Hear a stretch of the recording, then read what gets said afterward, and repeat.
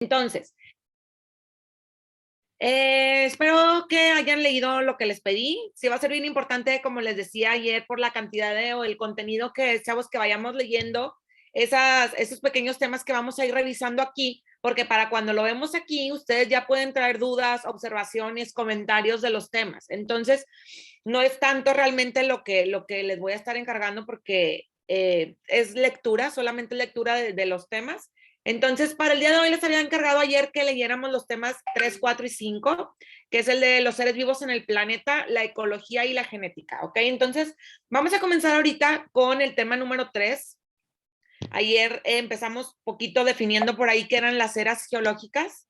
Dijimos que eran lapsos de tiempo en los que se divide la historia de la Tierra. Digo, todo hemos estado escuchando, nosotros lo vemos en la primaria o en películas, etcétera, que dices la era paleozoica, la era cenozoica, la era, etcétera, ¿sí? Entonces, no es más, cada una de las eras corresponden a ciertos periodos del tiempo que son años en la historia de la Tierra. Entonces, son lapsos del tiempo. Y en cada uno de estos lapsos o eras se desarrollaron diferentes especies, tanto de flora y de fauna, ¿sí? Hubo cambios geológicos, cambios en la Tierra, etcétera. Entonces, imagínense la cantidad de información que vamos a tener de cada una de las eras, si corresponden a miles y millones de años, muchísima. Entonces, ahorita lo que vamos a hacer es revisar las eras, más o menos en qué lapso del tiempo corresponde, cuál es el seguimiento de estas eras, y vamos a ver lo más importante de cada una de ellas, ¿sí? Fíjense muy bien, hablábamos también de los fósiles dijimos que eran la evidencia más obvia de la evolución, porque a través de los fósiles podíamos estar observando nosotros los cambios que han tenido los seres humanos a través del tiempo, ¿ok? Entonces, por ahí también les dije más o menos cuáles son el nombre de la técnica que se utiliza para poder saber cuánta edad en años tiene un hueso que se encuentran por ahí, un fósil, o una piedra, o un fósil en una piedra, etcétera. Entonces, por ahí les dejé esta información para los que les interese leer un poquito más sobre eso. Fue una información ahí extra porque eso no viene en su manual, ¿ok? En su cuadernillo. Ahora, vamos a ver por ahí las eras geológicas, ¿sí? La era azoica fue la primera era geológica que tiene un registro. En esta era, chavos, fue hace aproximadamente 4.600 millones de años. Fue la primera en la que se comenzó un registro. Ahí se observa que no había vida, absolutamente nada. No había flora, no había fauna. No se ha encontrado algo que corresponda o que le quieran asignar a esta era, que fue la primera. A partir de la era azoica viene la era precámbrica, a partir de más o menos unos 3.500 millones de años atrás. Después viene la proterozoica. Esa era corresponde a los 635 a 2.500 millones de años atrás. En esta era, chavos, proterozoica es donde se pueden observar las primeras bacterias. Hay aparición de bacterias, hay algas, se observan grupos de invertebrados, algunas esponjas, celenterados. Esponjas, no me refiero a las esponjas con las que tallamos, ¿ok? Las esponjas son organismos, acuáticos, que se encuentran obviamente en el mar y en zonas acuáticas, como el nombre lo dice. Hay celenterados. Los celenterados eran organismos, chavos, o son organismos que tienen una simetría radial y una sola cavidad, ¿sí? Son organismos primitivos porque no son organismos tan complejos. Había estrellas y erizos de mar. Entonces, en esta era, en la proterozoica, es donde se comienzan a observar o se tienen registros de flora y de fauna también, ¿ok? Después por ahí viene la era paleozoica. La era paleozoica está correspondiendo a partir más o menos como de 570 millones de años atrás. En esta era es donde se formaron los continentes, ¿sí? Se forman los continentes y crece todo lo que es la fauna. Fauna, estamos hablando de animales presentes en agua y tierra, ¿sí? Entonces, en estas dos eras que estábamos viendo, chavos, como les dije, hay muchísima información de cada una de las eras, pero vamos a ver cuestiones muy puntuales y muy importantes de cada una, ¿ok? Entonces, quedamos que en la proterozoica hay bacterias, algas, organismos, comienzan a observarse por ahí.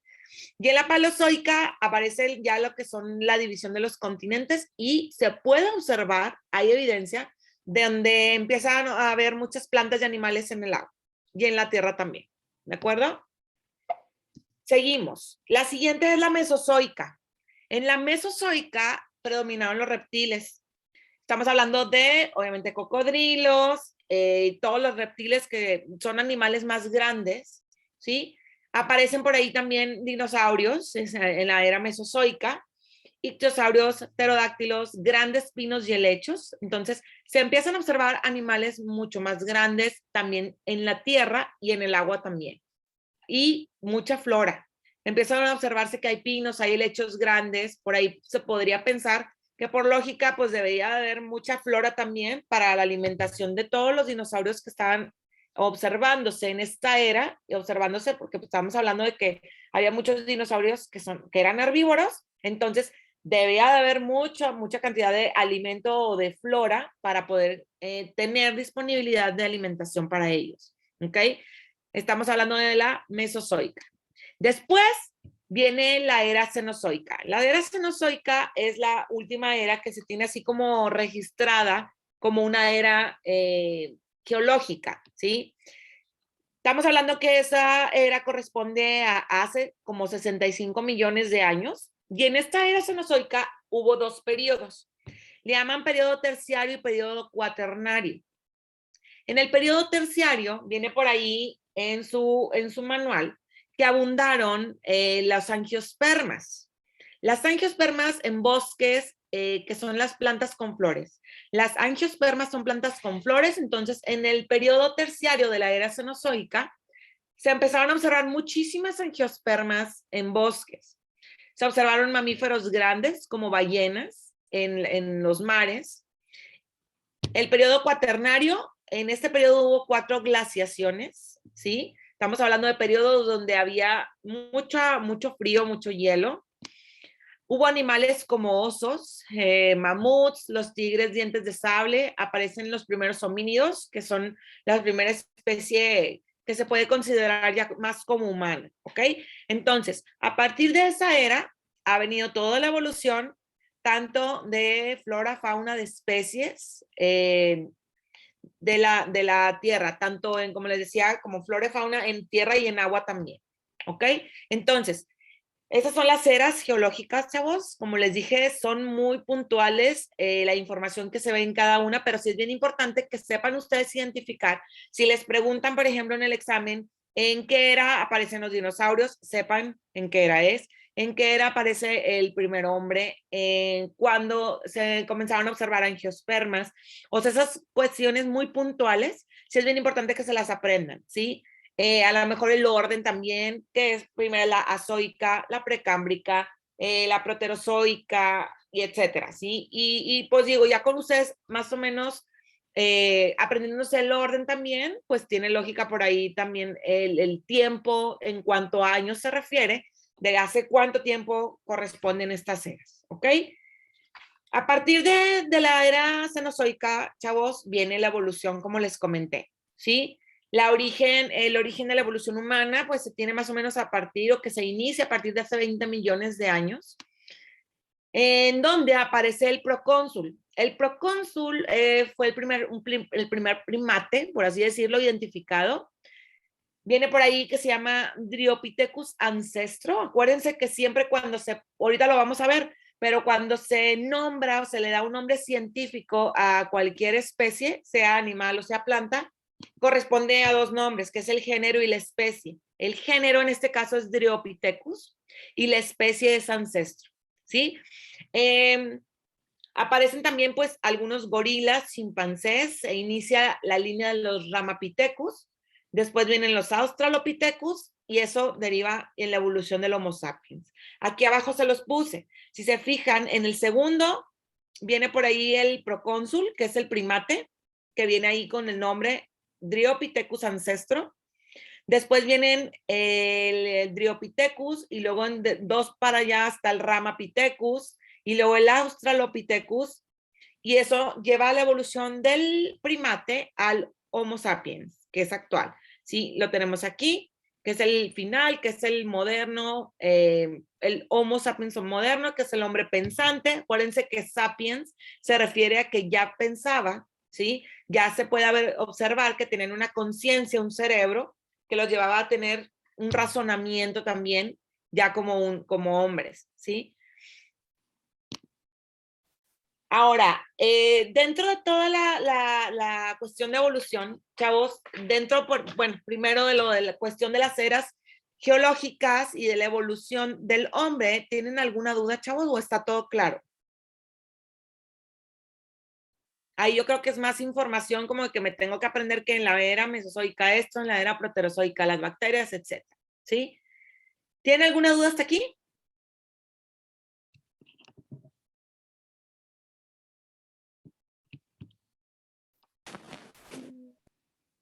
No, ok, muy bien. De todas maneras, chavos, acuérdense que si ustedes van teniendo alguna duda conforme vamos explicando o de lo que ustedes ya leyeron y lo vamos nosotros revisando aquí, abran sus micrófonos, chavos.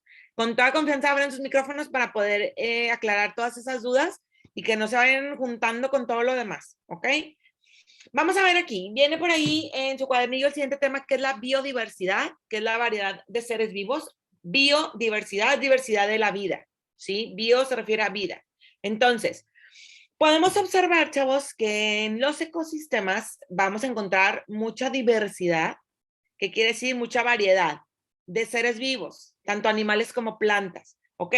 Están clasificados para poderlos nombrar, darles un nombre científico. Se empiezan a observar qué características tienen los seres vivos, entonces se les va clasificando para tener de una manera más concisa un grupo o un registro de los seres vivos que estén presentes. Entonces, terrestres, la primera clasificación, obviamente es muy obvia el nombre porque dicen, pues terrestres, pues están en la tierra, ¿sí? Entonces, ¿qué necesitas para estar en la tierra? Pues tener piernas o tener patas para poder caminar, ¿ok?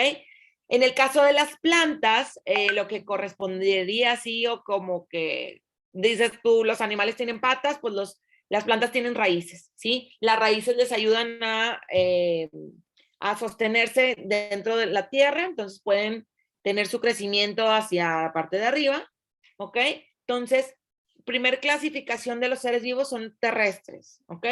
Después vienen los acuáticos, pues son los que están en el agua. Estos están adaptados con aletas, con branquias para poder respirar debajo del agua y hay órganos flotadores también en las plantas, porque hay plantas también que están en el agua, ¿de acuerdo? A partir de ahí vienen una clasificación, chavos, que son aeróbicos y anaeróbicos. Aeróbicos son los seres vivos que necesitan oxígeno para vivir.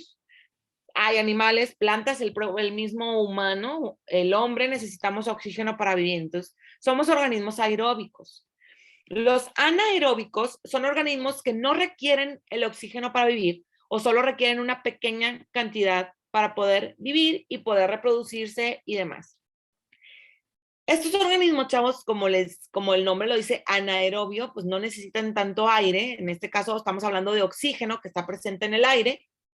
Pueden crecer en ausencia del oxígeno y algunos ejemplos son las bacterias. Bacterias y levaduras son microorganismos que son anaeróbicos, que pueden desarrollarse en un medio sin que haya presencia de oxígeno, ¿sí? Otra característica de los anaeróbicos, chavos, es que son quimiosintéticos, ¿sí? Quiere decir que van a obtener la energía a partir de compuestos inorgánicos.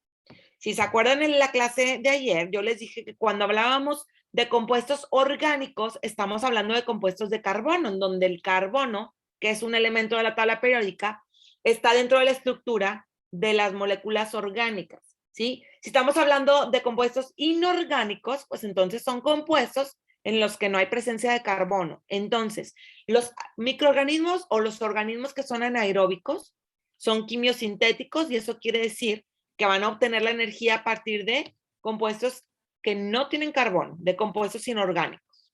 ¿De acuerdo? Acuérdense que hablábamos que nosotros, por ejemplo, que respiramos, las plantas, por ejemplo, nosotros comemos glucosa, la glucosa se transforma en energía, ¿sí? Lo mismo sucede con las plantas. Entonces, la glucosa tiene carbono, ¿sí? Nosotros somos aeróbicos, entonces necesitamos el oxígeno, ¿sí? Otra clasificación por ahí son autótrofos y heterótrofos. Autótrofos, ¿sí? Son autónomos, pueden producir su propio alimento. En este caso estamos hablando de plantas, algas y ciertas bacterias, ¿sí?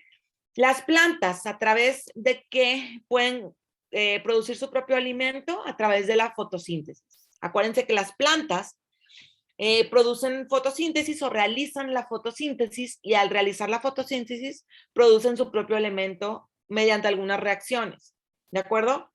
Heterótrofos es lo contrario de un autótrofo. El heterótrofo no puede producir su propio alimento y obtiene el alimento de sustancias elaboradas por otros seres vivos, ¿de acuerdo? Entonces, dentro de la clasificación que nos lleva a observar todos los seres vivos que están presentes, estamos hablando de que somos entonces terrestres, acuáticos, aeróbicos, anaeróbicos, autótrofos y heterótrofos. Esos seis grupos, chavos, es en los que se puede clasificar todos los seres vivos, tanto plantas como animales. ¿Tienen alguna duda de estos conceptos, chavos? De estos 6 conceptos de clasificación. Dime, Ana. Ana Fernández, dice yo. ¿Cuál es tu duda, Ana? Si quieres, puedes abrir tu micrófono. Autótrofo, ok. Los organismos autótrofos son los que pueden producir su propio alimento. Por ejemplo, les daba el ejemplo de las plantas. ¿Por qué? Porque las plantas son organismos que toman el oxígeno del aire, ¿sí? Acuérdense que realizan la fotosíntesis. La fotosíntesis es una reacción que se lleva a cabo en la planta, donde toma el oxígeno del aire, realiza una reacción de fotosíntesis, produce glucosa. Uno de los productos de la reacción de la fotosíntesis es la glucosa, entonces la glucosa es aprovechada por la planta como alimento para poder crecer, ¿sí? Produce también el otro componente, es el oxígeno, ¿sí? El oxígeno es producido a raíz de la fotosíntesis. Entonces, uno de los compuestos que utiliza la planta es el dióxido de carbono del aire, realiza la reacción de fotosíntesis, se produce la glucosa, que es su alimento para poder crecer, produce oxígeno y el oxígeno lo libera al ambiente. ¿Ok? A eso me refiero con organismos autótrofos, que son organismos que pueden producir su propio alimento. ¿Quedó un poquito más claro, Ana? Ok. Los animales herbívoros cuentan como heterótrofos. ¿Sí? ¿Todos los animales son heterótrofos? ¿No producen sus propios alimentos? O sea que nosotros por comer tanto verduras, frutas, carne y todo ese tipo de cosas seríamos heterótrofos, ¿no? Nos calificaríamos tanto como aeróbicos, heterótrofos, ¿sí, no? Terrestres, así es. Sí, porque nosotros no producimos nuestro propio alimento, nosotros necesitamos consumir compuestos que vamos a utilizar para romperlos. Acuérdense que ayer veíamos que el metabolismo era una de las características del ser vivo, ¿sí? A través del metabolismo, todo el alimento que nosotros estamos consumiendo se rompe en moléculas más pequeñas y son aprovechadas por nuestras células. Entonces, el humano es un organismo heterótrofo. Nosotros no producimos nuestro propio alimento dentro de nuestro cuerpo. ¿Sí? A eso nos referimos. ¿Ok? ¿Tienen alguna otra duda, chavos? Por el chat o abren su micro, sin problema. Ok. Ok. Bueno, continuamos entonces, chavos. Seguimos con la clasificación. Viene por ahí a continuación en su cuadernillo el tema de clasificación. Clasificación de los seres vivos. ¿Para qué se clasifican, chavos? Ahorita les mencionaba yo que estos que acabamos de ver son 6 grupos grandes en los que se van clasificando todos los organismos o los seres vivos, tanto plantas como animales. ¿Para qué? Se clasifican para facilitar el estudio. Se van agrupando dependiendo de las características similares que van observándose en tanto plantas como en animales, ¿sí? A esto se le llama taxonomía. La taxonomía es la clasificación de los seres vivos. Y como les decía ahorita, La taxonomía se refiere a clasificarlos de acuerdo a ciertas características similares. ¿Ok? Ahí les puse esa imagen porque es la que vamos a revisar ahorita, grupo por grupo. ¿Sí? Una de las clasificaciones más grandes son las plantas. Dentro de las plantas hay muchísimas clasificaciones. Otros son los animales. Los podemos observar ahí en su pantalla del lado derecho.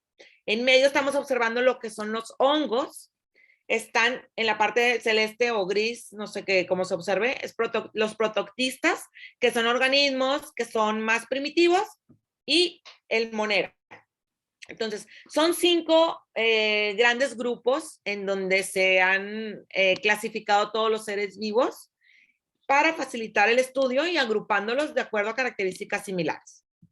Vamos a ver quiénes fueron los científicos o investigadores que comenzaron a realizar estas clasificaciones, para que vayan viendo, chavos, cómo al inicio era bien sencilla la clasificación. Fíjense, Aristóteles era un filósofo que también fue científico. Él fue el primero que estableció una taxonomía para los seres vivos. Él nada más los clasificaba dentro de 2 reinos, decían vegetal o animal. Entonces, ¿era planta o era animal? Si se fijan ahí abajo, está el ser vivo, y él decía, o es animal o es planta, ¿ok? Si era planta, nada más decía, ¿es planta tiene flor o no tiene flor? ¿Sí? Y en cuanto a los animales, los empezaron a clasificar de sangre roja o sin sangre roja, ¿sí? Vemos, por ejemplo, que algunos insectos, por ejemplo, ustedes aplastan una mariposa, aplastan una hormiga, aplastan un gusano, no es roja la sangre, ¿sí? Entonces, esa fue una de las clasificaciones que empezaron a utilizar. La primeritita, como les digo, fue dada por Aristóteles y nada más decía es animal o planta, planta tiene flor o no, y el animal es sangre roja o no sangre roja, ¿ok? Las plantas quedan como plantas. ¿Te refieres a que si son por animal? O sea, que si la planta carnívora pudiese clasificarse como animal, ¿a eso te refieres, Luisa? Sí, no. La planta es planta, ¿sí? Las plantas son plantas. Ahí no estamos clasificándolos dependiendo del tipo de alimento con el que se alimentan, ¿sí? Aquí es una planta y la planta tiene flor o no. Pero bueno, aquí estamos hablando de la primera clasificación, ¿sí? Ahorita toman en cuenta muchísimas características para poderles dar un género a las plantas y a los animales, ¿sí? Aquí nada más estamos viendo la primera clasificación, que es animal o planta. La planta carnívora es planta, ¿sí? Aunque sea carnívora, se alimente como se alimente, es planta, ¿ok? Después vino otro filósofo, un botánico. Él estaba específicamente concentrado en el estudio de las plantas, ¿ok? Se llamaba Teofrasto. Este botánico clasificó a los seres vivos en 3 grandes grupos. Como les dije, él se especializaba en lo botánico es de plantas, ¿ok? Entonces, los seres vivos los clasificó en 3 grandes grupos, dependiendo de los tallos. Él empezó a observar las diferencias en los tallos. Entonces, dentro de las plantas, les dio otras clasificaciones, ¿sí? Él decía, ok, están los animales, pero en las plantas veo que hay tallos diferentes. Entonces, empezó a clasificarlos en árboles, en arbustos y en hierbas, ¿sí? Dependiendo del tallo que iba observando. ¿Ok? Entonces, esa fue la segunda clasificación que se le empezó a dar a las plantas. Después viene Carlos de Linneo. Él fue un científico, chavos, que le dio el sistema binomial a todas las especies, ¿sí? Él propuso que el nombre de cada ser vivo, ya sea planta o animal, estuviese dado por 2 nombres. Por eso se le llama sistema binomial. Binomial es de 2. Entonces, constaba de 2 palabras en latín. Una era el género y una la especie. Como ahorita el que le estaba mencionando del Dryopithecus. El Dryopithecus les dije que era el género y por ahí venía la especie. Entonces, son 2 palabras en latín. Una corresponde al género y la otra corresponde a la especie. Aquí les puse el ejemplo de una rana. Si nos hablamos del nombre común de esta rana, le dicen rana leopardo de Texas, ¿sí? Pero el nombre científico o el sistema binomial que le corresponde es Lithobates berlandieri, ¿sí? El primer nombre, como les mencioné, es el género y el segundo nombre es la especie. Fíjense, chavos, cómo siempre van a encontrar o deben de encontrar, porque la manera correcta de escribir un nombre científico es en letritas inclinadas, en itálicas. El género siempre debe ir con mayúscula y la especie con minúscula. ¿Ok? Entonces, Carlos de Linneo propuso este sistema binomial para nombrar a todos los seres vivos, todas las especies, tanto de plantas como animales. Este sistema binomial, chavos, es universal, ¿sí? En este caso, pues estamos hablando de que en todo el mundo siempre se van a clasificar con dos palabras, género y especie, ¿de acuerdo? Y así se da a conocer a todos. Por ahí, déjenme les enseño otro ejemplo. Aquí está el nombre común del perro. El perro, pues es el perro, ¿verdad? Y el nombre científico es Canis lupus familiaris. Como les dije, Canis, estamos hablando que es el género, está con mayúscula, lupus familiaris es la especie. Y les puse, chavos, porque pues si no sabían, a lo mejor unos de ustedes ya saben, porque es algo interesante también de investigar o de leer, que el ancestro común de todos los perros fue el lobo. A partir del lobo vienen todos los demás perros, razas, todas las razas de perro, ¿sí? Porque son tan diferentes de un lobo a un, por ejemplo, a un Yorkie o un Chihuahua, etcétera, porque empiezan a hacer cruzas, ¿sí? Cuando se empiezan a utilizar mucho la selección no natural, sino los cruces artificiales, ¿sí? Empiezan a ver características en ciertas especies de perros que les gustan a las personas, que si no son agresivos o que si son agresivos porque pues necesitan que tengan, que cuiden, por ejemplo, un área, etcétera. Entonces, cuando empiezan a observar estas características en los perritos, empiezan a realizar cruces para obtener la característica deseada en la descendencia, ¿sí? Por eso al inicio los lobos empiezan a dominarlos, a maestrarlos y todo para poder utilizarlos a veces en un inicio como animales de carga o como animales que tenían que estar más en contacto con los humanos. Entonces empiezan a proveerles características o empiezan a adquirir características de perros más nobles, etcétera. Entonces, el ancestro común hay más, para que lo sepan, se los puse como un hecho realmente interesante. Todas las razas de Yo creo perros que vienen a partir del lobo. el que más descendencia, así como pues si tiene, sería el de Europa, el tercero. No le alcanzo a ver cuál es, pero tiene 4. No pueden cargarlo, güey. Sí, lo que pasa es que se clasifican. Viene, por ejemplo, que el ancestro común de todas las razas de perros es el lobo, pero pues obviamente en las diferentes regiones se empiezan a observar diferentes razas, porque es dependiendo de los cruces artificiales que se realizaron. Entonces, hay, por ejemplo, razas europeas, hay razas de Norteamérica, hay razas chinas, razas de la India, etcétera. Por eso vienen, de repente dices, ay, este perro es de Bulgaria. Y hasta el nombre, de repente, el nombre común del perro, te le ponen el país de donde viene. Entonces, a eso nos referimos también. Pero el ancestro común de todas las razas de perros es el lobo, ¿ok? Todas las razas de perros vienen de los lobos. Primera raza de perro en existir fue el lobo. Se pudiera decir, no sé si se pueda clasificar como una raza de perro, porque el lobo tiene su clasificación como un animal pues salvaje, pero a partir del lobo viene todas las razas de perros. Sí. O sea, por decir, o sea, de que todos tienen una descendencia, o sea, sería por decir pues sí, hay unos que creo que es Doberman irlandés, o sea, ahí dice la raza y de dónde viene. Exacto. Sí, lo que te digo, lo que les comento, que dependiendo del nombre común, le dan el nombre de donde viene, de la región. Así es.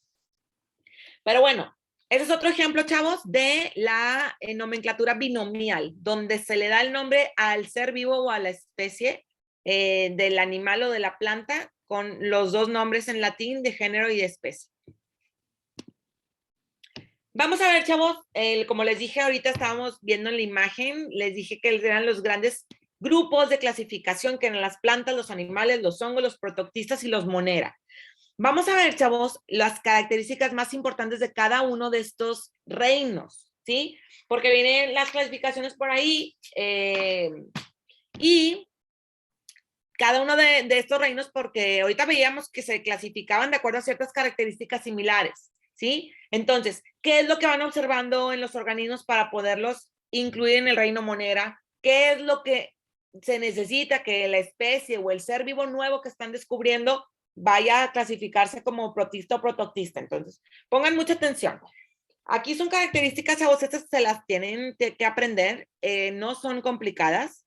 Se las voy a ir explicando. Si quieren ir haciendo apuntes por ahí en su cuadernillo para que sea más fácil para ustedes después de estudiar, está bien. Fíjense muy bien. Vamos a revisar primero el reino Monera. El reino Monera, estamos hablando que son los organismos más primitivos, por así decirlo. Son organismos unicelulares, que quiere decir que están conformados por una sola célula, ¿sí? Son procariotas. ¿Alguien se acuerda cuál es la diferencia entre un procariota y un eucariota?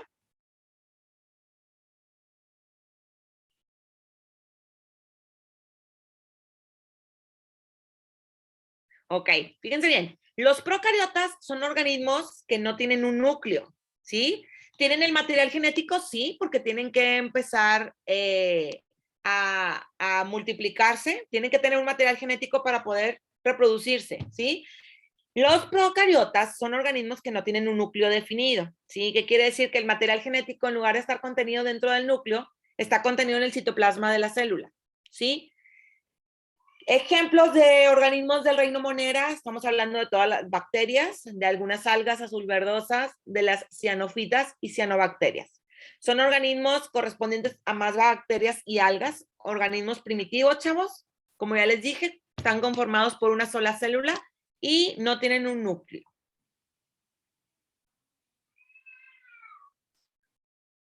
Ok, estoy leyendo el chat, por eso me quedé así de que... Dice, yo me la saqué mal, la profe nos dijo algo y en el examen nos la cambió. Ay, God. Bueno, aquí lo vamos viendo, chavos. Si van teniendo alguna duda o creen que está ahí como que algo que tengan dudas ustedes de la secundaria también, ahorita pregúntenme. Aquí estamos, ¿ok? El siguiente reino, chavos, es el reino protista o protoctista, ¿sí? Aquí hay organismos unicelulares también, que son organismos que tienen una sola célula, pero se pueden empezar a observar también organismos pluricelulares, que quiere decir que tienen más de una célula, ¿sí? Aquí los organismos son eucariotas. Dijimos que los eucariotas tienen un núcleo definido dentro de la célula y dentro de ese núcleo está el material genético. Ejemplos, protozoarios y algas, ¿sí? Los protozoarios son organismos que se pueden observar, son microorganismos, entonces esos se pueden observar solamente a través de un microscopio. Si ustedes, por ejemplo, toman una muestra, por ejemplo, de un charco de agua de la calle y lo ponen debajo de un microscopio, se pueden observar muchos protozoarios, ¿sí? Son organismos que están comúnmente en las aguas encharcadas, etcétera, y como les dije, pueden ser unicelulares o pluricelulares, pero ya tienen un núcleo definido. Hongos. Hongos es el otro reino que vamos a revisar. Le llaman también los fungis o fungis. Son los hongos. Aquí hay organismos también que son unicelulares. Pueden estar teniendo solamente una célula o pluricelulares, más de una célula. Los hongos, chavos, si se fijan, no tienen coloraciones verdes porque no tienen clorofila. La clorofila es el pigmento que tienen las plantas que les da el color verde. ¿Sí? Los hongos no tienen pigmento clorofila, entonces no vamos a encontrar, no es común encontrarte un hongo verde, no existen, ¿sí? Tienen muchísimos colores, eso sí. Fíjense muy bien, son saprofitos. ¿Qué quiere decir que sean saprofitos? Obtienen energía de la materia orgánica del suelo. ¿Sí, Jimena, tienes una duda? Sí. Dime. El moho como cuenta como planta o como... Son algas. Es que los mohos están clasificados más como algas. Por eso las algas sí son más verdecitas. Eso sí tienen clorofila. Ok, gracias. De nada. Ok. Una característica súper importante, chavos, del reino fungi o fungi es que son saprofitos. Ellos van a obtener la energía a partir de materia orgánica muerta del suelo, ¿sí? Materia orgánica, otra vez, orgánica, es materia que tiene carbono, ¿sí? Que está en el suelo. Entonces, si las plantas, por ejemplo, o algún otro animal, hay un animal muerto que se está descomponiendo, etcétera, hay materia orgánica, los hongos pueden, dentro de sus características de saprofitos, pueden tomar esta materia orgánica que está en el suelo, muerta, para poder utilizarla y producir su energía, ¿ok? Ejemplos, por aquí, ahí viene mohos. Fíjense muy bien, ahorita me acaba de preguntar Jimena sobre los mohos. Los mohos se consideran, no sé si han visto, cuando por ejemplo crecen moho el negro que se pone más de repente en los azulejos del baño, ¿sí? Esos son mohos que son, tienen esporas, ¿sí? Las esporas es lo negrito que se observa dentro del hongo, del moho que se crea, ¿sí? Mohos hay esporulados y no esporulados. ¿Sí? Las algas no son esporuladas. ¿Sí? Esas algas son verdes. Los mohos, aquí nos estamos refiriendo a los hongos que crecen en lugares muy húmedos. ¿Ok? Dentro de los fungis también hay consideradas levaduras. ¿De acuerdo? Entonces, ejemplos de reino fungi pues son los hongos, los parásitos, mohos, levaduras. ¿Tiene alguna duda de las características del reino fungi? ¿O está clara? Profe, ¿cómo sería la reproducción de estos? ¿Cuál? ¿De cuáles? Del reino fungi. ¿Han visto, por ejemplo, se llama fisión binaria? No sé si han escuchado este tipo de reproducción. Es una célula que se va dividiendo. Existen por ahí procesos que no me quiero meter con el nombre porque vamos a meter más información. Pero fíjense, hay células, en este caso, por ejemplo, las levaduras se dividen por fisión binaria, lo mismo sucede con los hongos. Al ser células, chavos, que tienen material genético, se separan completamente, ¿sí? El material genético dentro de la célula se multiplica, ¿sí? Son fases de reproducción. Entonces, está la célula con su material genético, el material genético se duplica el material genético, entonces la célula se va dividiendo y se forman dos. Es un proceso realmente sencillo, pero consta de 4 fases diferentes, en las que no nos vamos a meter ahorita, ¿sí? Pero no necesitan, o sea, de ningún otro organismo, porque se reproducen por sí solos, ¿sí? El material genético se replica, quiere decir que se duplica, y cuando ya está duplicado el material genético, la célula se divide y se forman 2 células, ¿sí?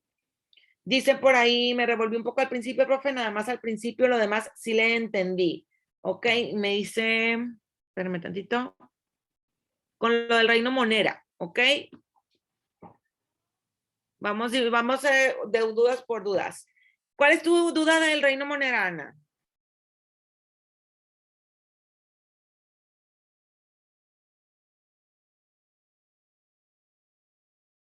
Ana, ¿puedes abrir tu micrófono para que me aclares tu duda, por favor?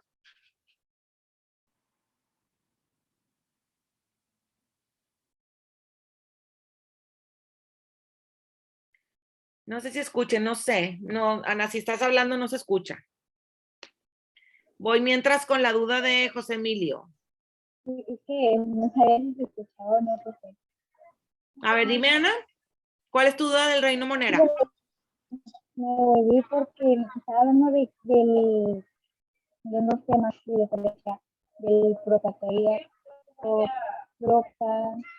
Procariotas. Uh-huh. ¿La diferencia entre procariota y eucariota? Sí, esa parte me revolvió un poco.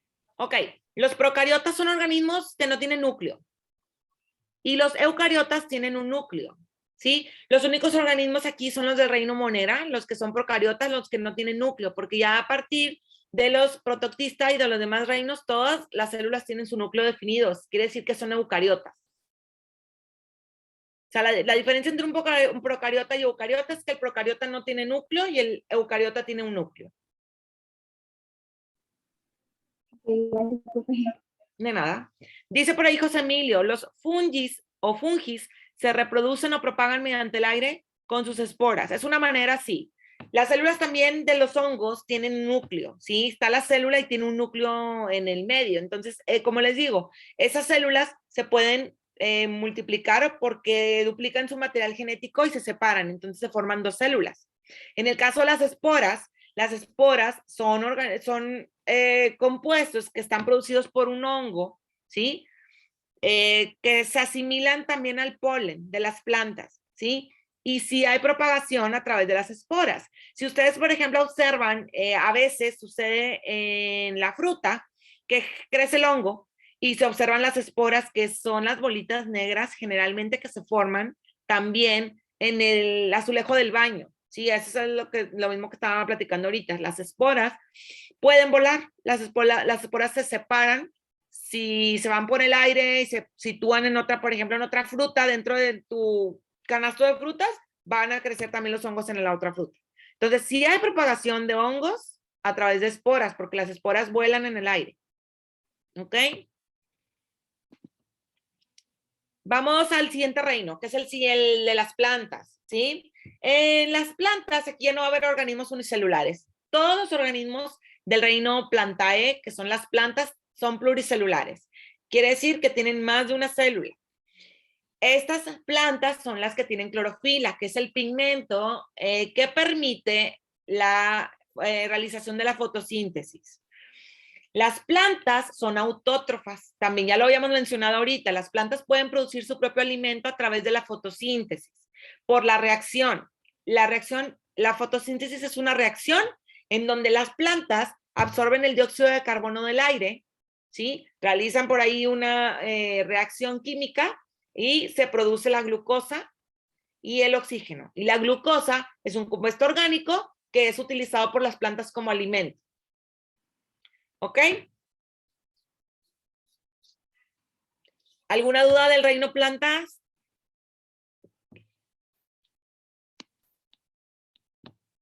Ok, continuamos. El reino animalia, que es el de los animales, es uno de los más grandes, al igual que el de los plantas.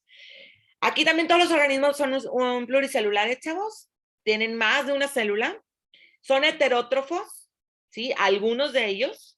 Los heterótrofos dijimos que no podemos producir los propios alimentos. Ahorita les mencionaba que todos los animales y los humanos somos heterótrofos porque nosotros no podemos producir nuestro propio alimento. Necesitamos del alimento que nosotros estamos ingiriendo de otras plantas o de otros animales, ¿ok? Los animales o el reino animal tiene reproducción sexual y están clasificados en vertebrados y en invertebrados. ¿De acuerdo? Estas son características generales, chavos, de cada reino. Como les dije, si nos metiéramos a cada uno, es muchísima información. Estos, chavos, sí es bien importante que ustedes se las aprendan, ¿sí? Que se aprendan el reino monera. En el reino monera son unicelulares, son procariotas y algunos ejemplos, ¿sí? El reino protista o protoxista son organismos unicelulares y pluricelulares. Aquí son organismos que ya tienen un núcleo definido, que son eucariotas. ¿Y qué ejemplos? ¿Sí? Los hongos son unicelulares o pluricelulares, no tienen clorofila, son saprofitos, que quiere decir que obtienen energía a partir de materia orgánica muerta del suelo, y vienen por ahí los ejemplos también. Las plantas, una de las características principales de las plantas es que son autótrofas, pueden producir su propio alimento. Aquí son pluricelulares, aquí tienen clorofila. Y de los animales que son heterótrofos, no pueden producir su propio alimento, son pluricelulares también. La reproducción que se lleva a cabo es la reproducción sexual, y hay una clasificación de animales que son vertebrados o invertebrados, ¿sí? ¿Alguna duda, chavos, de estas características?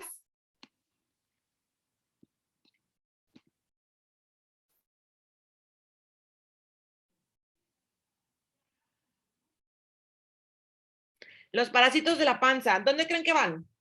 ¿Serán animales? ¿Plantas? ¿Hongos? ¿Dónde creen que se clasifican los parásitos del estómago? No, hongos no son. Protistas, Protistas, ¿por qué? ¿A papá? porque son organismos unicelulares. Son organismos unicelulares, así es. Y son organismos que son eucariotas, ya tienen su núcleo definido. Entonces, los parásitos que están en el estómago, ¿sí? Son organismos eucariotas, entonces están clasificados como protistas, ¿ok? ¿Alguna otra duda? Las algas están en las dos, en monera y en protista. Ajá. Cualquiera, ¿se pueden clasificar en cualquiera de las dos o nada más en un en específico? Se tiene clasificación tanto en una y en otra porque algunas algas no son unicelulares, algunas ya son pluricelulares. Entonces, las algas que son pluricelulares se clasifican ya en el reino protista. Ok. ¿Ok? ¿Alguna otra duda, chavos, de los reinos y sus características? Y las algas, las que están en el mar, serían las mismas, ¿no? Serían, protistas. ¿Las que, No perdón? se las algas que están en el mar Sí. serían igual protistas, ¿no? O sea, no se toman Así es. como plantas esas. No. No, a menos que sean pluricelulares y demás. Acuérdense que todos los animales y las plantas han ido evolucionando. Entonces, si algunas, las que son pluricelulares, vienen de organismos unicelulares. Antes eran organismos más primitivos, tenían una célula y después evolucionaron a ser organismos más complejos. ¿Ok? A eso se refiere también y se puede observar la evolución dentro de estas clasificaciones. ¿Alguna otra duda, chavos?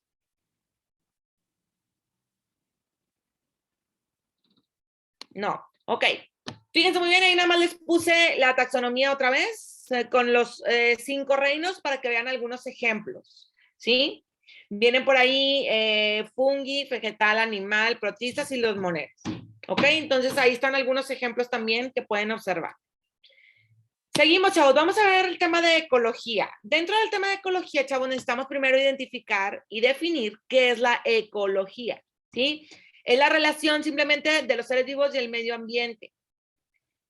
Se estudia mucho cómo interactúan los seres vivos y el medio ambiente dentro de la ecología. La ecología viene de 2 palabras griegas, que es oikos y logos. Oikos significa casa o vivienda y logos significa estudio o tratado. Entonces, es el estudio de la casa. El estudio de la casa es el ecosistema, ¿sí? La ecología. Dentro de la ecología, chavos, o de los ecosistemas, vamos a encontrar elementos que son abióticos y elementos que son bióticos. Los elementos abióticos son sin, bios, vida. Son organismos elementos que no tienen vida, por ejemplo, la luz, el agua, el suelo, piedras, aire, temperatura, la presión atmosférica. Todo eso está dentro de un ecosistema, pero no está vivo. Entonces, por eso se le conoce como elemento abiótico. Y dentro del ecosistema encontramos también los organismos o los elementos bióticos, que son los que están vivos. Y ahí nos referimos en general a todas las plantas y a todos los animales. Todo ser vivo es un elemento biótico del ecosistema. ¿Ok? Ahora, dentro del ecosistema, chavos, vamos a encontrar diferentes tipos de organismos, ¿sí? Les puse por ahí organismos reductores, descomponedores o desintegradores, porque se les conocen por los 3 nombres. Estos son organismos que van a estar presentes en la tierra y que se encargan de descomponer materia orgánica que está presente en el suelo muerta. Por ejemplo, de animales que se mueren y está la materia orgánica muerta en el suelo. Por ahí van a encontrar organismos que son descomponedores de esta materia y son los hongos y son las bacterias. Entonces, tanto hongos como bacterias son organismos descomponedores de materia orgánica. Los otros son los organismos productores, son los que producen. Ya hablamos ahorita también de las plantas. Las plantas producen su propio alimento, entonces las plantas son organismos productores. Y por ahí vienen después los consumidores. Por ahí consumidores somos todos los demás, todos los que no producimos nuestro propio alimento, los que nos alimentamos de los productores, nosotros nos alimentamos de las plantas, por ejemplo. Y hay organismos microscópicos en esta clasificación de consumidores, hasta animales de gran tamaño. ¿Ok? Entonces, dentro del ecosistema vamos a encontrar estos 3 tipos de organismos. Unos descomponen la materia orgánica muerta del suelo, que son los hongos y bacterias. Otros producen el alimento, que son las plantas, y otros consumimos el alimento, que son todos los animales. Les puse esta pirámide, chavos, porque es más fácil visualizarlo. Generalmente ponen las pirámides para ir observando como la cadena alimenticia, ¿sí? En la parte de abajo están los organismos que son descomponedores, que son los que van a descomponer la materia orgánica del suelo. Después, cuando está descompuesta esta materia orgánica, es utilizada por los productores. Las plantas, a través de sus raíces, absorben las moléculas o los compuestos que fueron desintegrados o descompuestos por los descomponedores, ¿sí? Hacen que la materia orgánica esté más disponible en el suelo, es utilizada por las plantas para producir su propio alimento. Y después vienen los consumidores, que por cadena alimenticia se clasifican en consumidores primarios, después secundarios, después terciarios. ¿Ok? Entonces, esta es la pirámide de la cadena alimenticia, y aquí estamos mencionando los 3 tipos de organismos que acabamos de definir: los descomponedores, los productores y los consumidores. ¿Ok? Es más fácil visualizarlo de esta manera. Ahora, ¿cómo se clasifican los ecosistemas, chavos? Dentro de los ecosistemas hay individuos, después hay poblaciones, luego comunidades y luego el ecosistema. Vamos a ver a qué nos referimos, ¿sí? Estamos hablando de individuo, estamos hablando de cualquier ser vivo. Puede ser un conejo, puede ser un zorro, puede ser un elefante, un humano, etc. Cualquier ser vivo siendo solo uno, ¿sí? Dice, cada uno es capaz de realizar las funciones vitales como respirar, alimentarse, reproducirse. ¿Ok? Cuando hablamos de un individuo, puede ser un animal o un humano, etcétera, pero que es capaz de realizar todas las funciones de manera independiente. Cuando se forma la población, estamos hablando que es un conjunto de individuos. Hay más individuos que son iguales. Una ciudad, por ejemplo, estamos hablando de conjunto de personas. Estamos hablando de que es una población de personas. O población de conejos, o población de ratas, población de elefantes, etcétera. Pero son de la misma especie, ¿sí? Es un individuo del mismo, son conjunto de individuos, pero de un individuo específicamente. Después viene la comunidad. La comunidad es un conjunto de poblaciones, ¿sí? Estamos los humanos viviendo junto con la población de conejos, junto con la población de zorros, con la población de elefantes, etcétera. A eso se refiere con la comunidad. Son poblaciones de individuos iguales, pero conviviendo con poblaciones diferentes, ¿ok? Y a partir de ahí viene lo que es el ecosistema. El ecosistema ya está formado por todos los seres vivos, tanto vivos como no vivos. Entonces, todo el medio biótico y abiótico, ya de un ecosistema, ¿ok? Estamos hablando de todas las comunidades que están conjuntando todos los animales y todas las plantas. Esto es para visualizarlo también más sencillo. Características de cómo se organiza un ecosistema. Está el individuo, que es uno solo de una misma especie. Después viene la población, luego la comunidad, luego el ecosistema, ¿sí? Para formar ya lo que es la biosfera, que es en realidad todo lo vivo del planeta, tanto animal como planta. ¿Dudas de esto, chavos? ¿De cómo se organiza un ecosistema? No. Ok. ¿Dudas? No, ok, gracias. Ahora, fíjense muy bien, chavos, dentro de los tipos de ecosistemas que existen, hay ecosistemas que son acuáticos y que son terrestres. Eso ya lo sabemos. Acuáticos, estamos hablando pues, en todos los ecosistemas donde hay agua, océanos, lagos, ríos, lagunas. Terrestres, dentro de los ecosistemas terrestres hay muchos que son diferentes porque cada uno tiene características muy particulares. ¿Sí? Vamos a ver ahorita sabana, desierto, tundra, selva y bosque.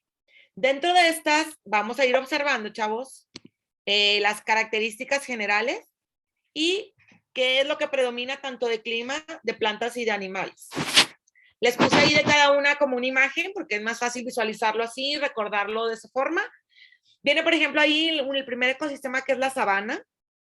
La sabana se clasifica porque hay grandes pastizales. Los pastizales son plantas que no son ni muy altas como árboles ni muy bajitas. Entonces, hay muy grandes pastizales, hay áreas abiertas muy grandes en donde crecen los pastizales muy, muy grandes.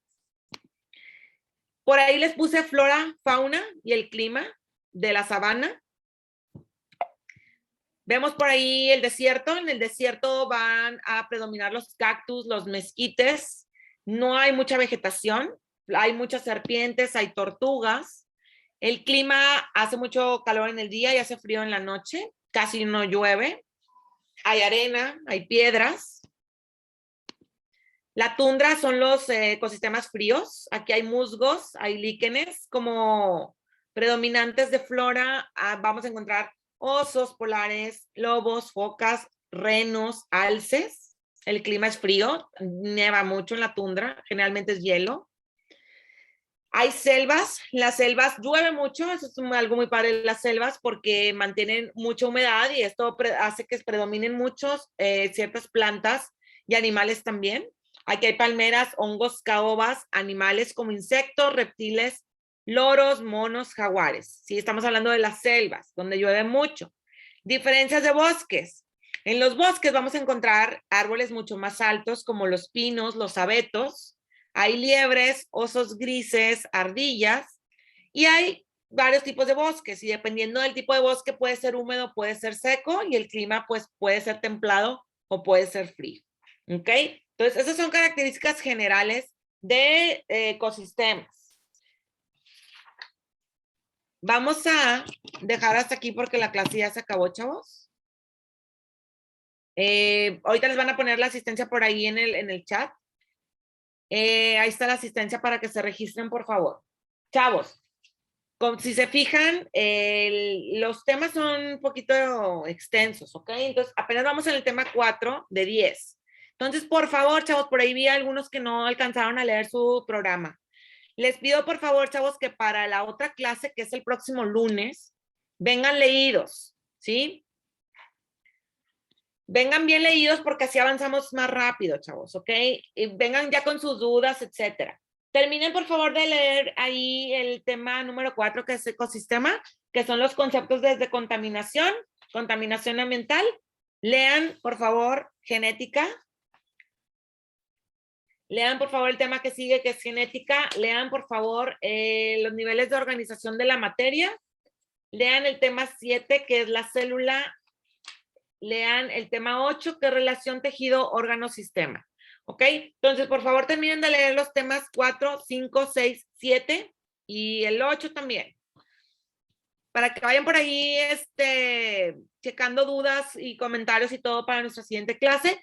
Y nosotros nos vemos ya, si Dios quiere, el lunes a las 5 de la tarde puntuales, por favor. ¿Ok?